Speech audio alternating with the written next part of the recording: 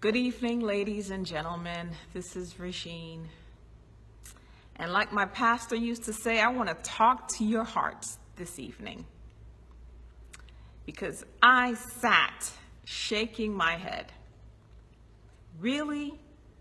Shithole of a country? Why are they here? Get them out?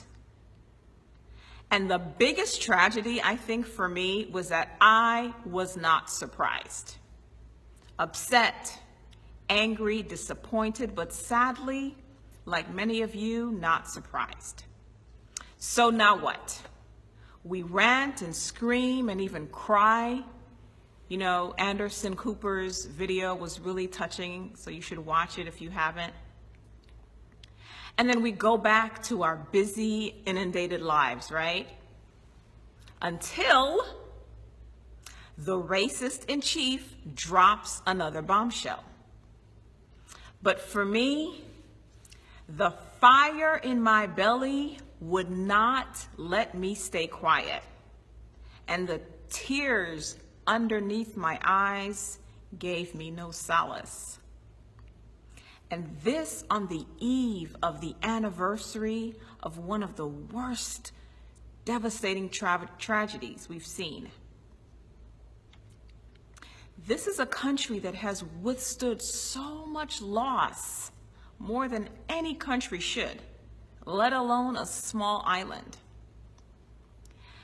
And so after I went through the entire range of emotions, from rage to confusion to disbelief, I had to take a step back and ask myself, what is the gift here? What new consciousness is striving to come forth and break free from the hatred and the ignorance and the divisiveness? And most importantly, how can I midwife it? How can I give birth to it? And immediately I began to feel a shift in my soul. I moved into clarity and power. And then I looked at my history, remembering always that my ancestors have messages for me, knowing that what we are going through today pales considerably to what they had to endure, the indignation, the bondage that they experienced. But first, let me say that Trump's comments do not come in a vacuum, but they were bred by a uniform system of false superiority, ignorance, self-hatred, and greed. His sentiments were not isolated, but indeed supported by voices who give him cover. And so from my perspective, I'm not going to address his comments. No. Because they're systematic symptoms of a larger epidemic. So rather than running after the symptoms, which leaves us frustrated, exhausted, and in constant pursuit, let's address the root of the problem. And I want to start with this false sense of superiority, which comes from generations of wealth and political power. But how do we counter that? By getting your own. I fundamentally believe that we do not fundamentally believe that we have access to abundance and power. And I know that it's hard to get, right? That you have an invisible bank that you are not accessing, that you have a reservoir of power that remains untapped. And so you're asking, well, how do I tap into it? What's the PIN code? Well, you have to nurture and prime that pump. And I know that may sound a little trite, particularly given what we're dealing with? And maybe you may think, well, that does not hold him or them accountable. But remember, we're talking about addressing the root of the problem so we can eventually cut it down. And so from my perspective, you have to act as if it is so. You have to surround yourself with the equivalent of what you want.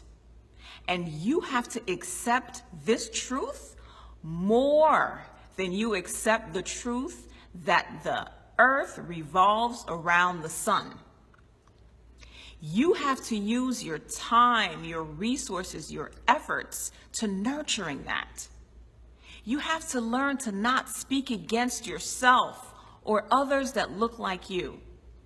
To not believe the propaganda that those that look like you are poor, are ignorant, dangerous, and untrustworthy. You have to no longer refuse to visit places that CNN tells you is unsafe, while your brothers in America are getting killed, while homeless people are dying in the streets and folks are going hungry. You have to use a different barometer for success than what the mainstream tells you to use. And you have to turn off the television and read a book. Underlying these statements is ignorance. And we just got to go to school, and then we got to school them. So let's talk a little bit about this island nation called Haiti. So, you know, when the Africans were brought to Haiti against their will, they fought. They fought. They fought and they died. And they tried again. And they kept on trying. And eventually, these small group of Africans decided to try again. They prayed to their gods. They gathered their strength. And they began what would be over a decade of battles that would eventually lead to the first freed Black nation in the entire world. Now, France and these other white countries knew what was at stake. Shoot, what if all these other Blacks decided, oh, we need to revolt too? And what if they're successful?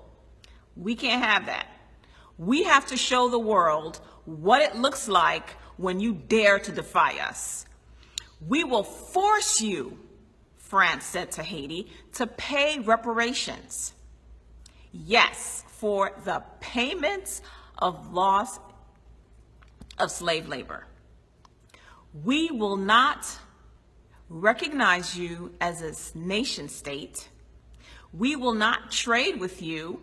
We will isolate you. We will create division among you. We will poison your crops. We will steal your resources. We will leave you battered and broken. We will occupy you. We will place greedy, selfish dictators in power to siphon what's left. We will marginalize you. And we will cause even your own people to turn their backs on you. And that was the campaign from 1804 until very recent history. Haiti has been treated as enemy number one. And obviously the country has suffered because of it. And then you add these natural disasters. Yes, absolutely, Haiti has its share of problems. But you know what? Let me tell you what they don't tell you, because there's more to that. Right? They don't tell you that these people are industrious and kind and humble and creative and prideful, and they know where they come from. They didn't tell you that these people said we would rather die free than live in bondage. So what else is underlying these sentiments? I truly believe, guys, I truly believe that part of it is self-hatred, because There is a universal principle that says you are what you see. And anyone who constantly sees others as inferior, inhuman, and hates them simply because of the color of their skin and their differences suffers from low self-esteem and self-hatred. So for this one, I'm not quite ready at this very point to address this issue that, we are all one. That's a pill that's sometimes hard to swallow. I'm not ready for that just yet. I'll get there.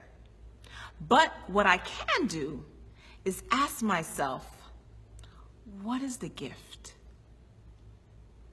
What is the opportunity? And what can I give birth to? And for me, opportunity is always about looking inside. Where have I been unkind, suffered from low self-esteem? Where can I address that? Now, don't get me wrong. It is not to take the onus away from them, but rather to empower myself. Because anytime I look outside myself for solutions or for answers, I weaken myself in the process. I really do believe, guys, that we have a great opportunity here. We have a gift. We can turn this thing around. We have an opportunity to tell our own story. We have an opportunity to empower ourselves. We have an opportunity to become wealthy, to grow our political power. And we have an opportunity to see this as a wake-up call. No more sitting on the sidelines, because we are in this together. We have the power to pull this sick, twisted branch right out of its tree and throw it into the fire and then cut down the roots. But we have to raise up ourselves and each other so that no one would dare malign us again. Martin Luther King said it best, right? The arc of the moral universe is long, but it bends towards justice. I love that, and I believe that. If we begin to eradicate, or really continue, because we've been working at this, right? If we continue to eradicate the lies, to speak our truth, it may not be tomorrow, it may not be the next day, but we will see justice fully manifest. Now, let me close with a personal message. As many of you know, for a little while now, I've been planning a retreat to Haiti. Of course, long before this whole thing got started. I have decided to dedicate my time and my energy to empower Black women. And I believe that one of the ways that we can do it is in the coming together of women to support each other in a powerful and transformative way. If we learn to first educate ourselves, and then secondly, learn about our past, the answers are there. And so I decided, I want to do a retreat in Haiti. I want to honor the place that my parents were born and help shed it in a positive light. And I knew that it was important to create a theme of freedom, given Haiti's historic past. I knew that it was important to bring a sisterhood of women to sow into themselves and then turn around and sow into the country. I knew that it was important to celebrate ourselves because they will not do it. We have to do it. You have to do it. I have to do it. And we have to travel, guys, to places that at first blush may not be on your bucket list. But because you know that you can't believe everything you read and see on television, you know that there is a beauty and a richness in this country that is incomparable. So I urge you to take this journey with me. Let's send the world a message, what we really think and believe about Haiti and other African countries. And you know, sis, if you are having financial difficulties in wrapping your brain around how you're going to do this, do not let that hinder you. Contact me. Let's talk about a way to make this happen, because I don't want money to prevent you from making this happen for yourself, for making this happen for us collectively. I want you to see what I have seen and to know for yourself and to experience yourself the richness and the depth that is in this country. Guys, this is our time. This is a gift. This is an opportunity. Let's give birth to our greater selves, to manifest this justice and unity and strength that is within us. Let's just do the damn thing. Signing off. Thank you for listening. Good night.